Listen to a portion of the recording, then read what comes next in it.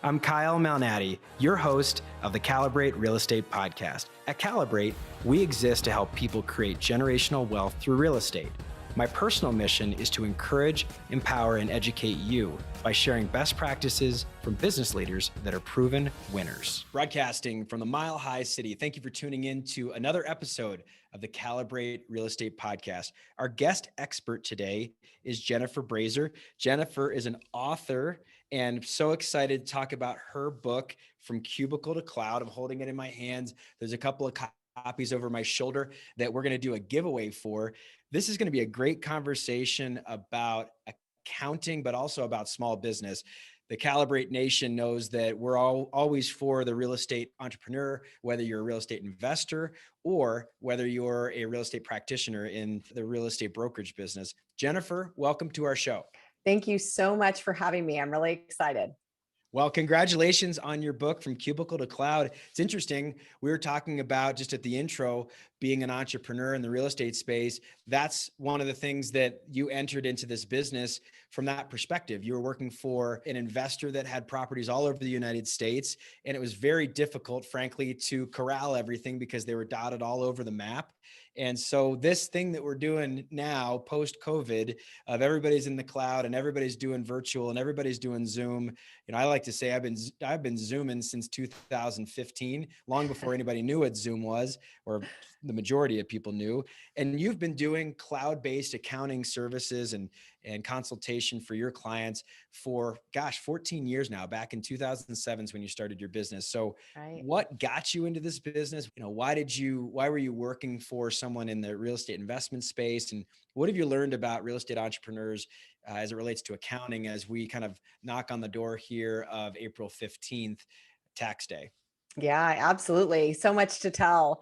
Complete Controller, the accounting firm that I built that is 100% virtual, always has been, never has had that headquarters office, that brick and mortar presence, was built because one of my clients, when I was an outsourced comptroller, outsourced CFO, bookkeeping master, he came to me and he said, listen, I have all of these self-storage investments and I'm managing them for the actual investors. I'm doing the property management. I need to be able to report to them the activity. I need to be able to manage paying their bills, manage reconciling the cash drawers, manage the staff and teach them how to properly handle the money, all of this. But by the way, they're everywhere. They're in Michigan, they're in California, they're in Nevada, and so good luck with me flying you out, because then now we've just gobbled up, the entire budget.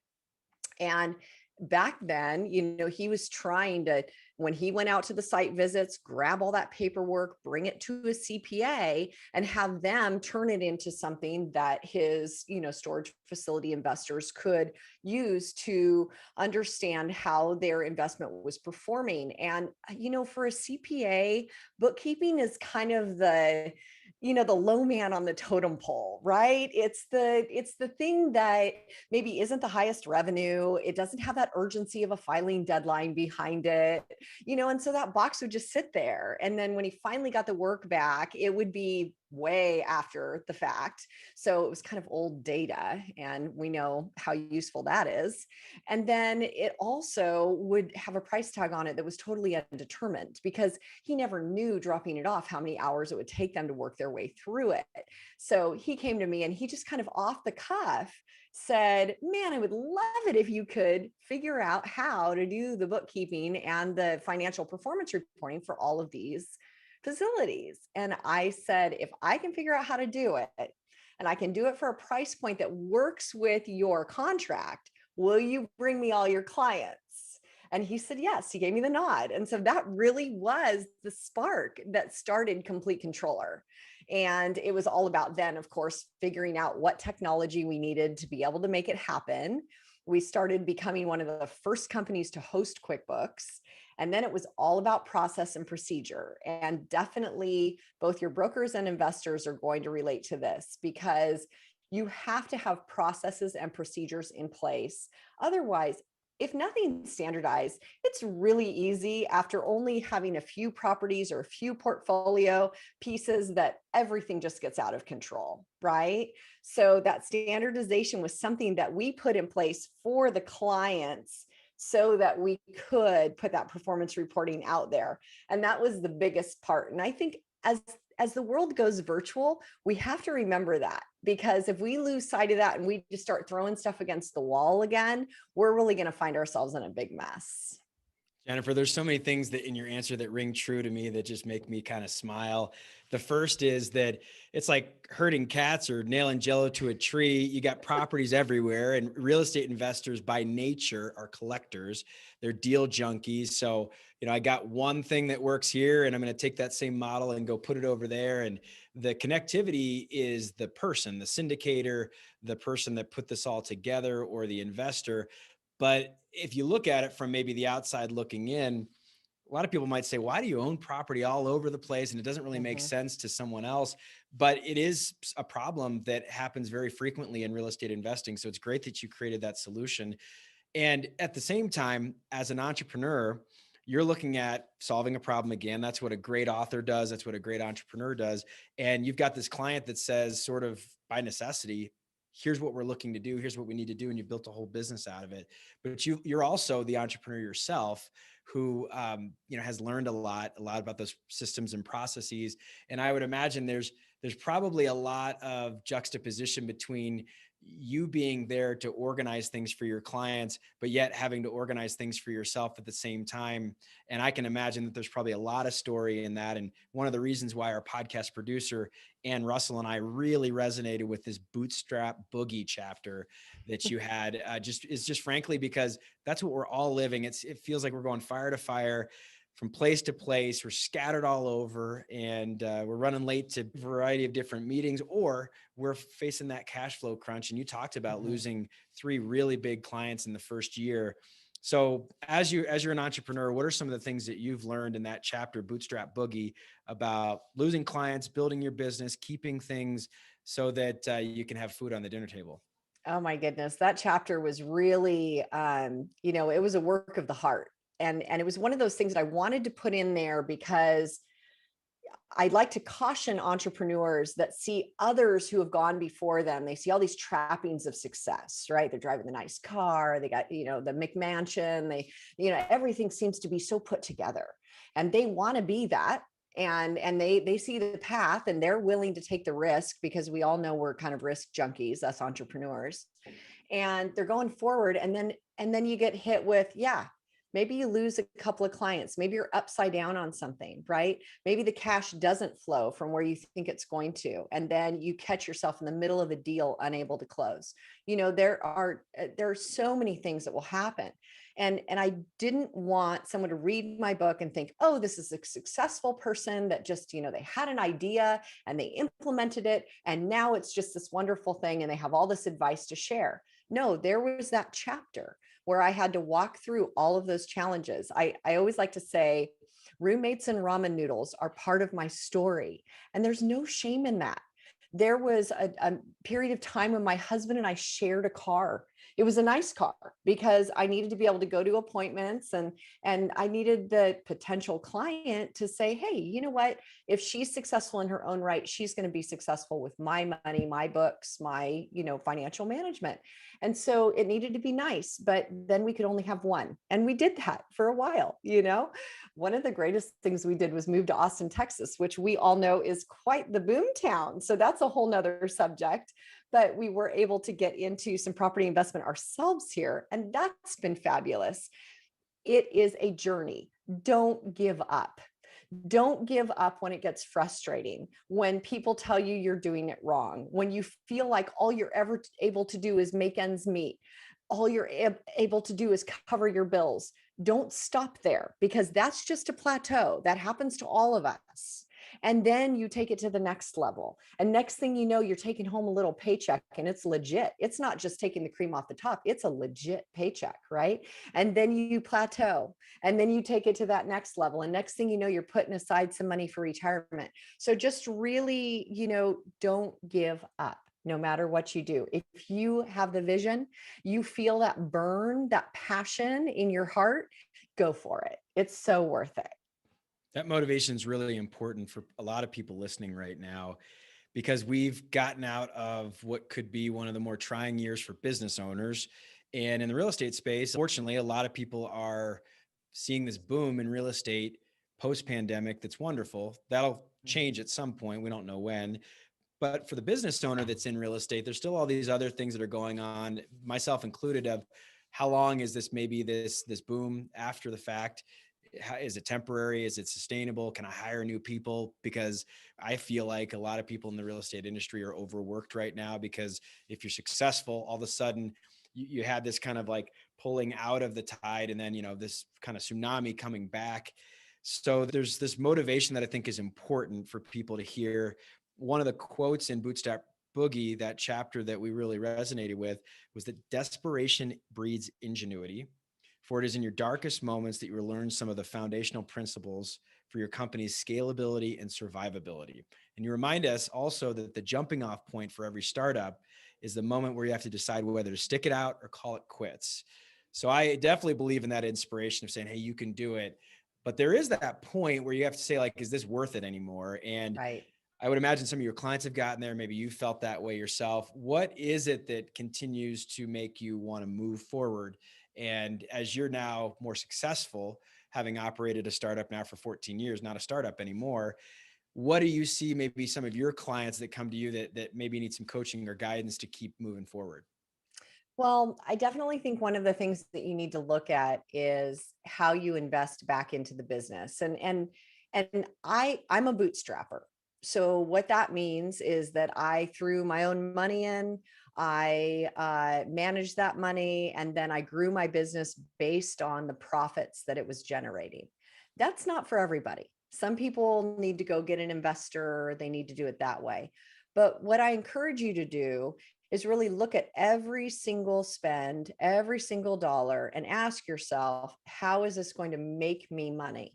So it's either going to make you more efficient, or it's going to eliminate a risk or a problem that will cost you money either now or later. How is it going to continue to make me money? Or am I getting stuck into something that is going to then become a ball and chain at a later time as the market shifts? So I understand part of what you're saying about, do I want to hire people to start to take the load off, knowing that the market is going to inevitably shift? And then I'm going to have these people that I have to pay, right? So really part of the virtual environment is being able to hire people in a different structure. And I want you as an entrepreneur to think outside of the box about how you would compensate those people, what processes and procedures you would put together for them to follow, what their actual job scope will look like, because it can look like anything you want it to. You don't just have to have a ball and chain. You don't just have to have somebody on a salary or somebody that you're paying necessarily even hourly. You can do something very small hourly and then motivate them with bonuses. You can create different scopes of work that they complete and have them be independent. It just depends within, of course, the letter of the law, what you are comfortable with.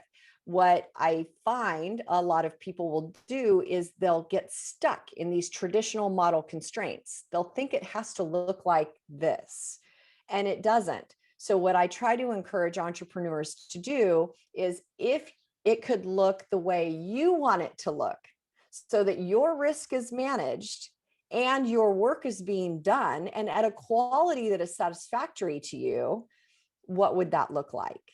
And then make that happen. Gosh, I love that. I think of someone that I worked with for quite some time, that was a mentor to me at several points in my entrepreneurial journey, would say that it's almost like this yin and yang, or this sweet and sour. He would say that you want to have freedom within structure. You want to have some structure, but have it be loose enough that it's not so constrained that you lose sight of maybe the evolution of something big that could be your big aha moment as you're crafting a business. So that's something that really resonates with me. I think as entrepreneurs, some reminders and some literal benchmarks as you talk through this in Bootstrap Boogie, the chapter that we love there in your book, Jennifer. We've talked about perseverance. That's number one. Number two is cash flow. Three is marketability. Four, customer acquisition. And five, quality control. So as I was stepping through that ladder, I was thinking, yeah, absolutely. Each one of these things, as we've almost operated our brokerage company for now almost about 5 years, those are all things that are constantly going and constantly spinning. It's, even though I said it's a ladder, it's kind of like you're going back and forth and back and forth. You get a customer and you want to make sure that you're able to keep that customer, right? And then you aren't sure whether these are variable costs or fixed costs and all these different things. And so how'd you come up with that very, what seems like simple and very obvious, but very deep framework? Well, definitely these are, as you mentioned, the items in a business that are always evolving.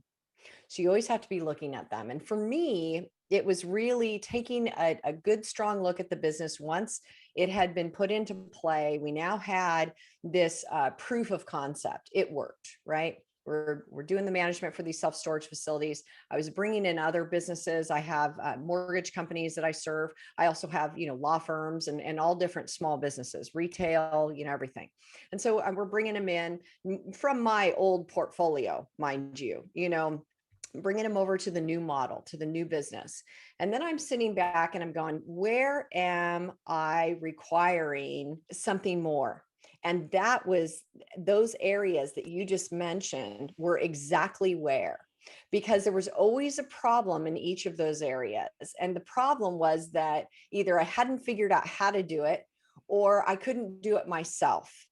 And so I really had to bring myself to, if I need to hire someone else to do it because they're better at doing it, quite frankly, right? Or I don't have the time to do it, so I won't, then what do I want that to look like? And I need to lay out what that looks like as I'm doing that hiring process, or as I'm doing that outsourcing process, which is also a very popular way to manage your cash flow. Maybe don't hire it as an employee. Maybe if it's something like marketing, you can outsource it.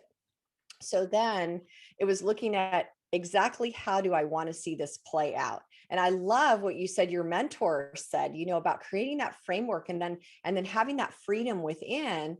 Basically, you start to create this framework of, this is what I want the result to be from this particular position. So I'm going to hire for this result, and I'm going to let them know that this is the result. And this is the bar, and they have to meet it or the position goes bye-bye. Or if they exceed it, I'm going to incentivize them in some way. Now, you know what your KPIs are that you're going to be watching for. Now, you can give them ideas about how you've reached those results if you were successful in the past. But if you're hiring skill because you don't have it, then they need to bring their ideas to the table and they need to try what they need to try in order to get that result, right? And they have to reach that KPI, that key performance indicator for you, so that you know that they're being successful. And so they know they're being successful. So set the bar, decide what it is, and then measure against it, and measure against it daily, weekly, monthly. Do it as frequently as possible for that quality control to stay high.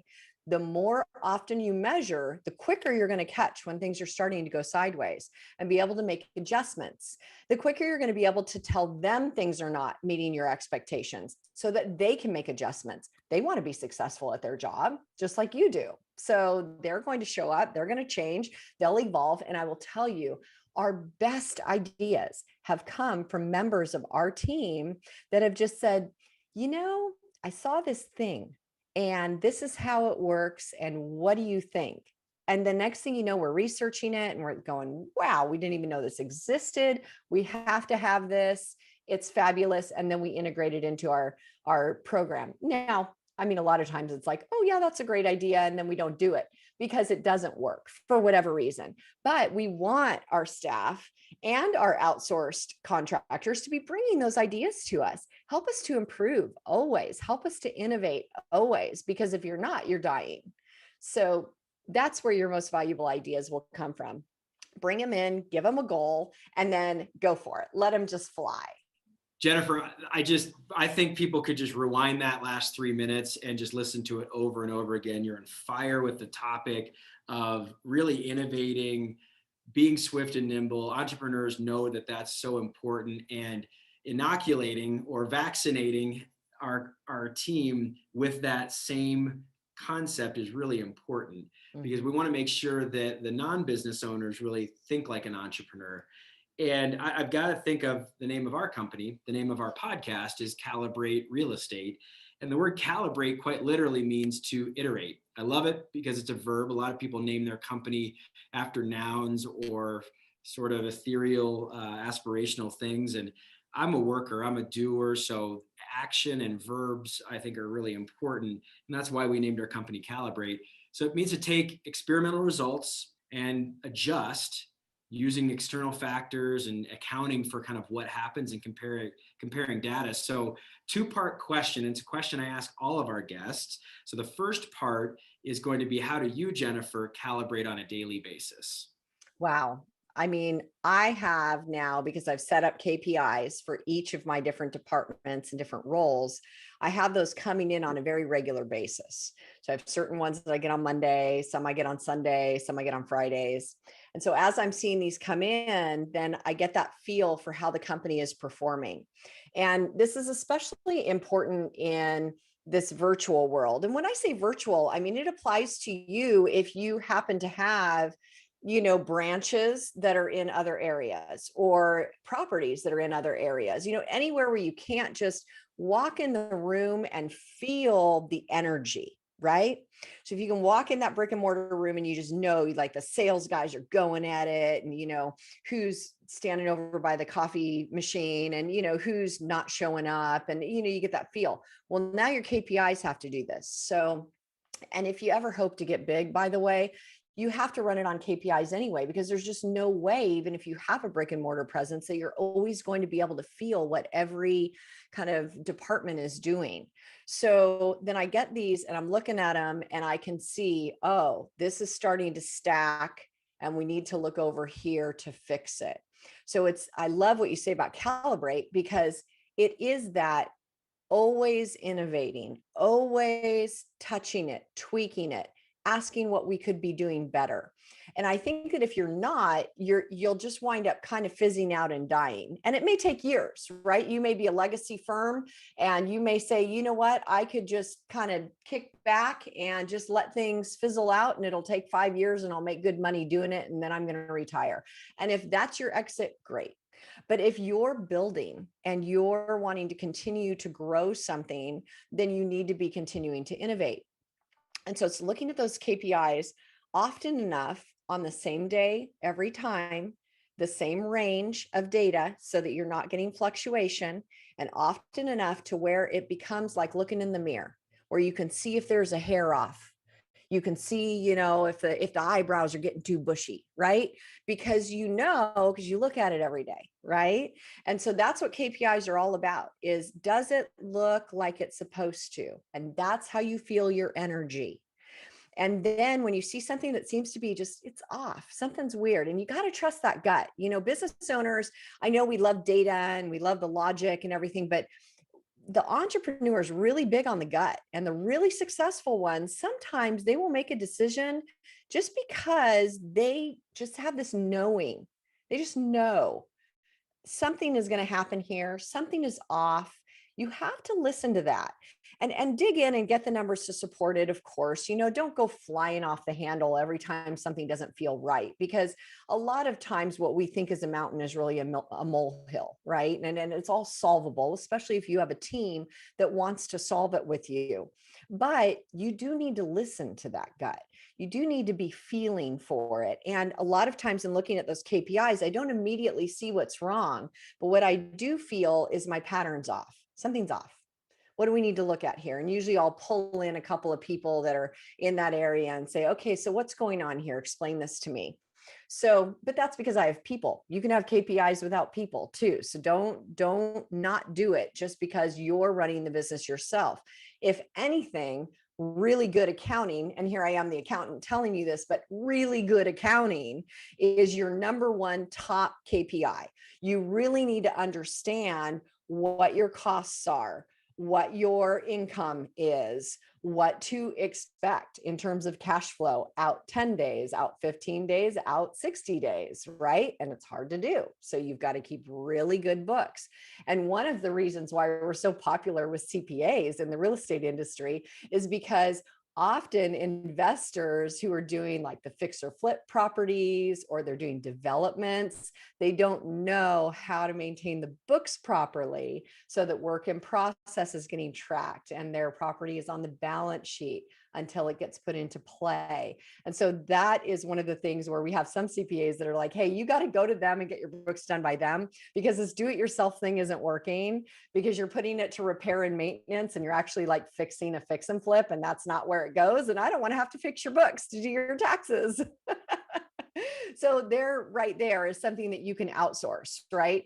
But you want to be looking at those KPIs. You want to know that performance. That way you can see if it's doing something funky that you're not expecting. Oh, it's great advice. And KPIs for business owners are a great way of calibrating on a daily basis. I think of the topic of alignment as you talk about your team. And this is the second part of that question that I had alluded to. You know, alignment or lack thereof, especially with a vehicle, creates friction. And as an entrepreneur, when you feel something and you're not quite sure what it is, oftentimes it's that friction. Things are not lining up. They're not feeling in sync how they should be. So the second part of that question is, how do you have your team, which may not have the same mindset as you, but through their KPIs and maybe through some other things, realize we need to stay in line here. We need to stay with kind of the organization or the vision that I have charted as the owner, as the entrepreneur, as the leader. But then also, how do you give that freedom within that structure that we talked about earlier to allow them to feel like they have an ownership in the evolution of it? Really great question. So I think it's really important to give each of your staff members that scope of work, that process, right? And we talked about that process right up front, telling them what their goals are. This is why you're here. This is the goal that I am hoping you are going to achieve as you're in this role. This is how I want you to do it. This is the structure. Here are all of your little checklists and your email templates that I've written for you, so they have the branded language and they've been through legal and we know that they're okay, and you know, all that good stuff. So we give you all of your framework. But then if somebody comes to me and says, you know, there is this software that I think will help me to reach this goal faster, better, less expensively, then I'm all ears. And so I make sure that I'm communicating that to my teams on a regular basis. Not that I'm going to take all of your ideas and run to the presses and make them happen. Don't expect that. But definitely bring those ideas to me so that I can look at how they affect the business as a whole, as an organization, and decide if it's something that is going to benefit you and others, so that we can reach those common goals that we've set for ourselves.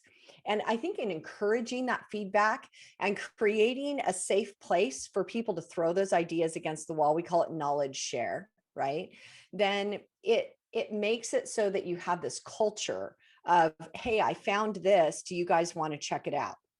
And we are now large enough where we have an operations department. So we have people that all they do is manage the processes and the operations of the company. And so those are the people who are fielding these ideas, and they're looking into them to see if they'll be better than what we have, something that will help us to reach those goals a little bit better.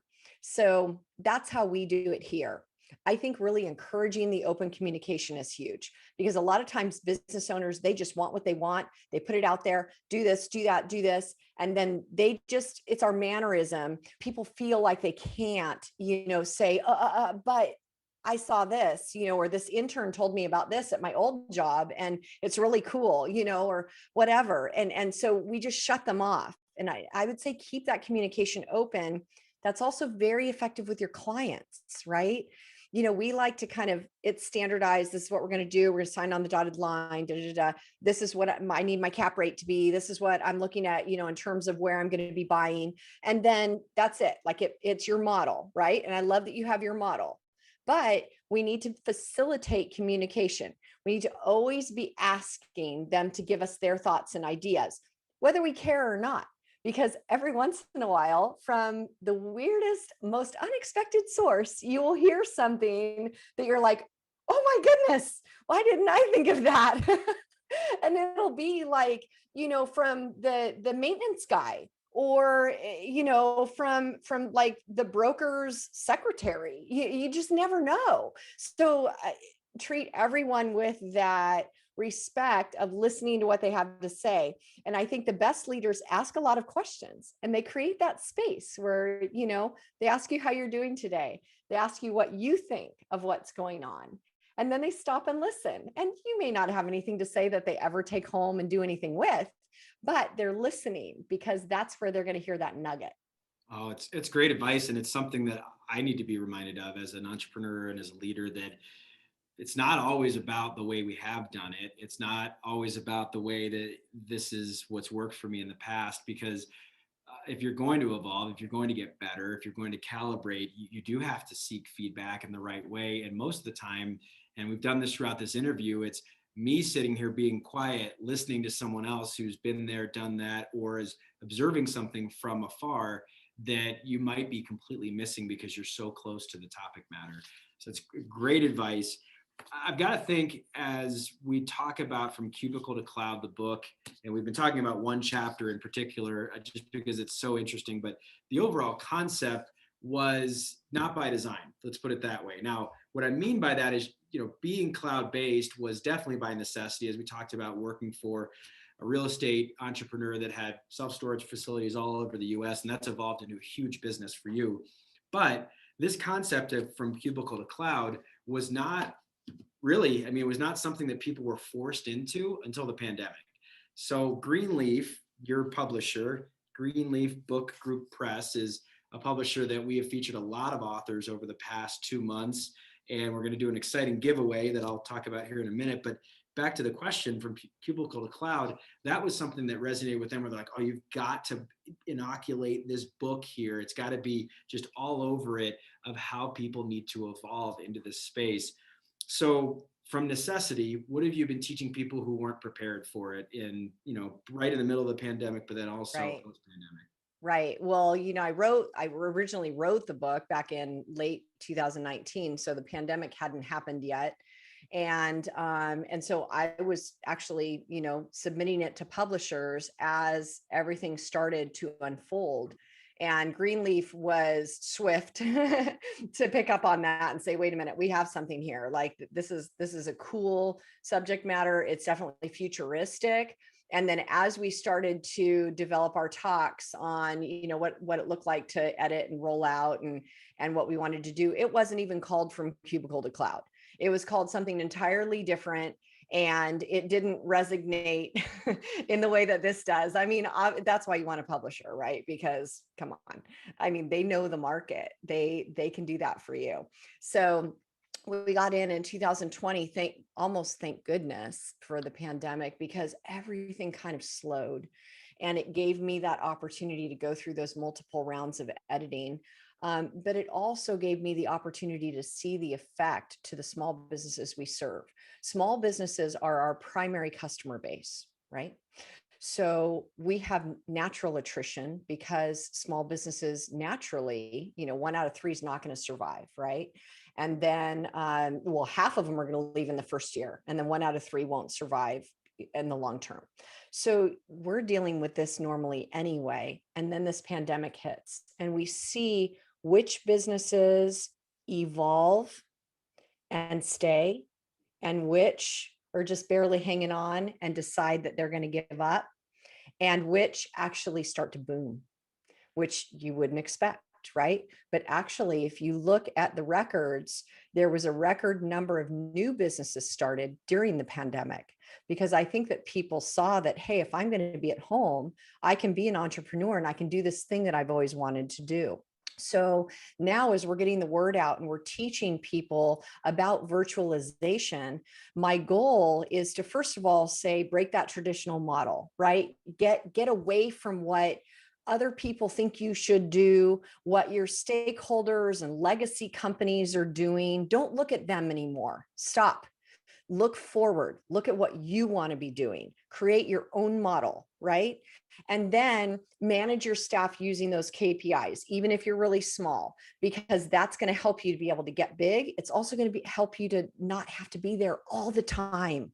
You could be out there looking for more opportunities if you're not stuck trying to manage these people or manage this one deal that you're working on. So the KPIs are so huge. And then managing your cash flow and understanding what you can do and what you can't do and listening to that gut. And then finally, how to really build trust with clients and acquire new clients within the virtual environment. It's not always easy, especially for us that are really the handshakers and the lunch makers. And, we want to be like out there, rubbing elbows, right? And now we can't rub, well, we literally can only rub elbows. So it's